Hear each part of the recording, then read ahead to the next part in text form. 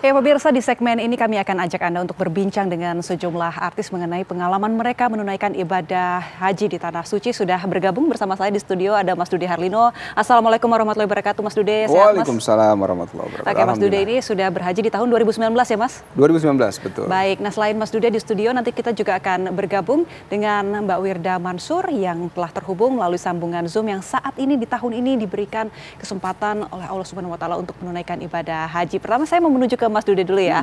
Mas Dude waktu itu menunaikan ibadah haji di tahun 2019 bersama keluarga atau seperti apa Mas? Waktu itu bersama rombongan, tapi saya berangkat memang dari keluarga saya hanya sendiri, karena ini undangan dari kerajaan waktu itu.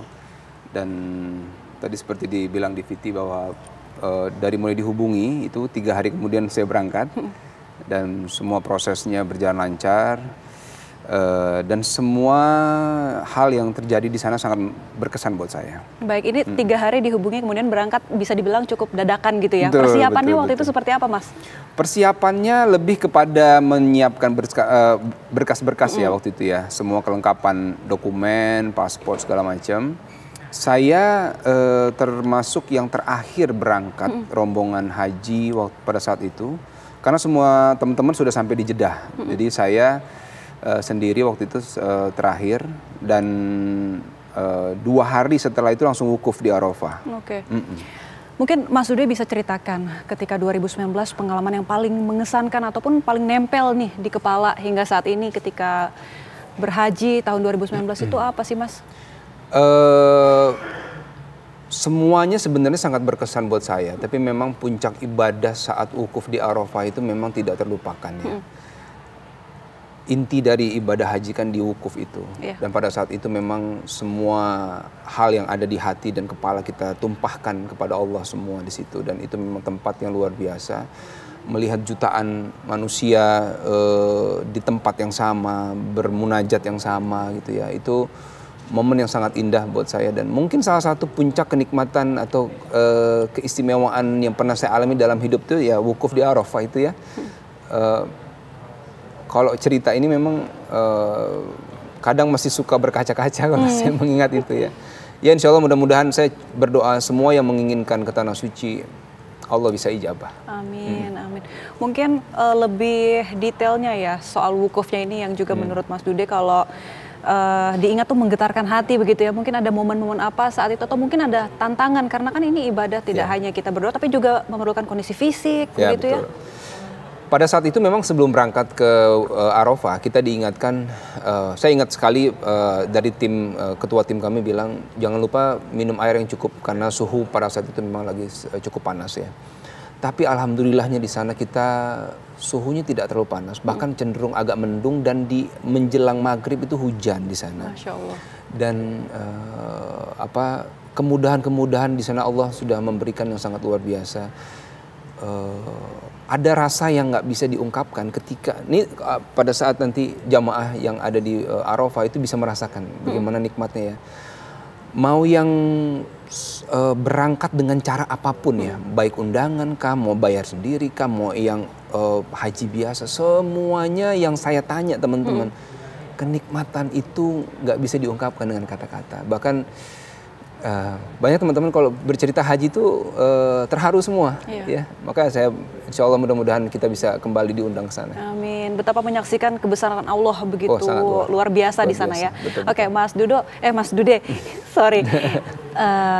Ini kan tadi kan pengalaman Mas Dude di tahun 2019. Kita juga mau dengar pengalaman langsung ada Mbak Wirda Mansur yang saat ini sesaat lagi juga akan melaksanakan wukuf di Arafah. Assalamualaikum warahmatullahi wabarakatuh, Mbak Wirda.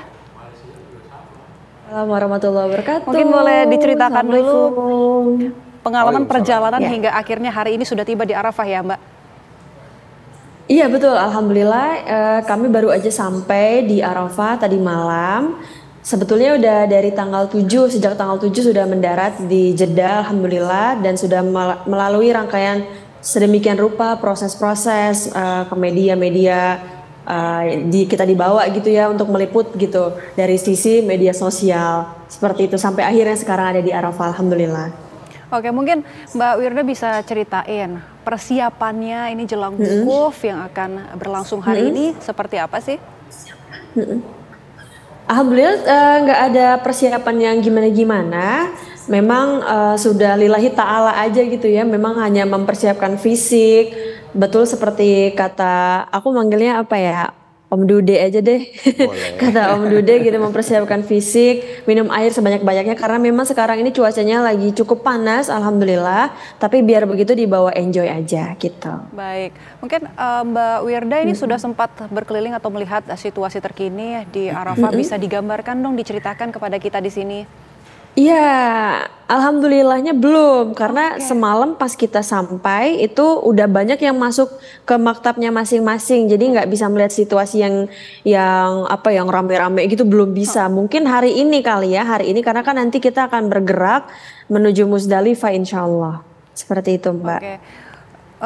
Belum melihat kondisi secara langsung bagaimana jutaan manusia belum berkumpul di karena sana, tapi mungkin betul bisa karena memang diceritakan. undangan-undangan ini kan tempatnya rada jauh ya, terpisah dengan jamaah-jamaah lainnya, jadi memang secara kondisional kita tidak bisa memantau langsung gitu Mbak, agak jauh tempatnya, tapi mungkin insya Allah nanti siang karena kita akan bergerak keluar gitu, kita akan melihat situasinya seperti apa, tapi untuk saat ini belum. Baik, Seperti mungkin itu. Mbak Wirda bisa ceritakan rangkaian kegiatan yang akan Mbak Wirda dan para jamaah laksanakan di sana seperti apa?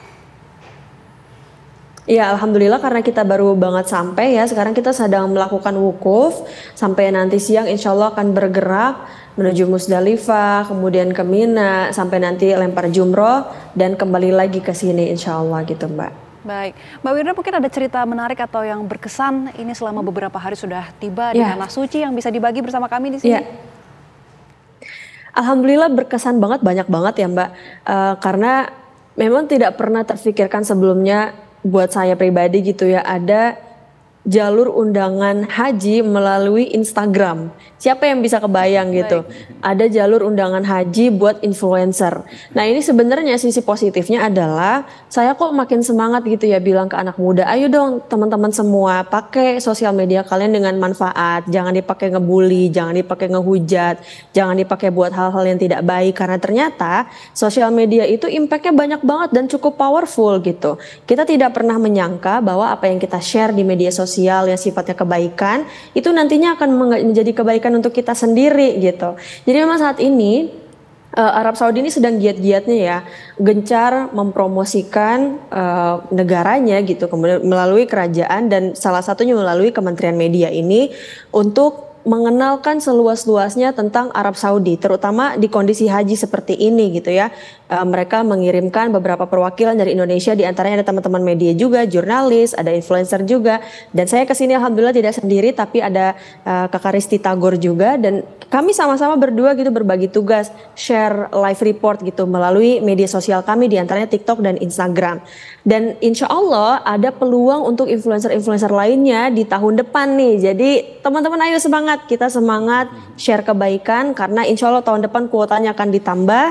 Dan insya Allah aku sama Kak Risti juga akan memberikan pengarahan nantinya kepada influencer-influencer selanjutnya terhadap apa yang harus dilakukan, kemudian gimana cara sharingnya dan ngapain aja, seperti itu kurang lebih Mbak. Tapi sisanya Masya Allah ini spiritual banget.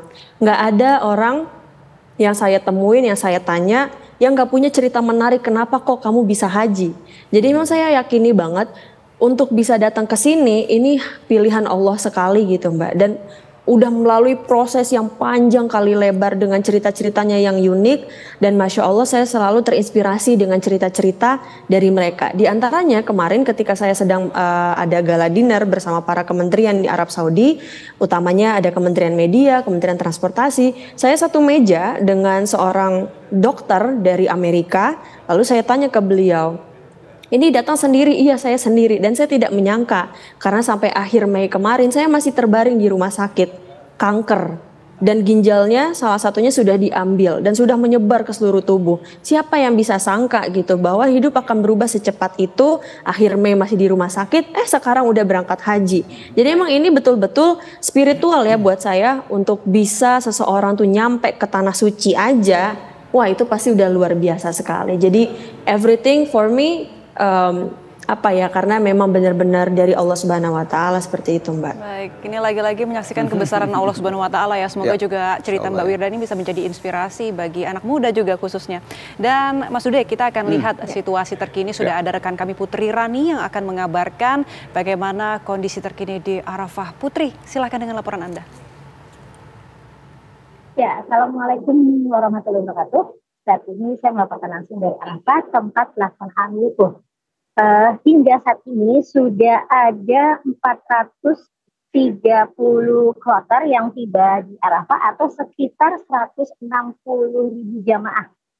Jamaah di Indonesia di sini menempatkan 1.169 tenda yang terbagi dalam 73 makam.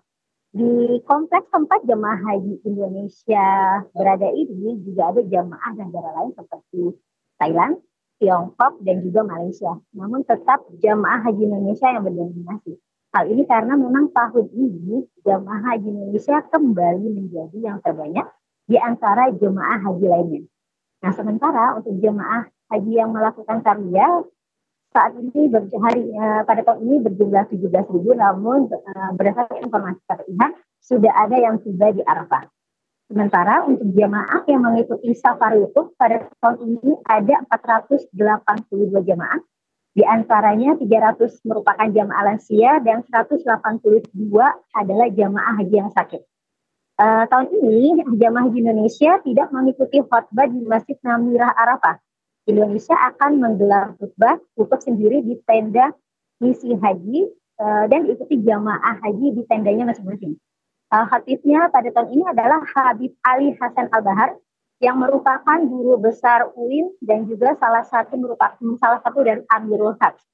Beliau merupakan dosen dari program sastra Arab Fakultas Adab dan Humaniora, dan kemudian proses wukuf nanti akan dimulai pukul 10.45 waktu Arab Saudi.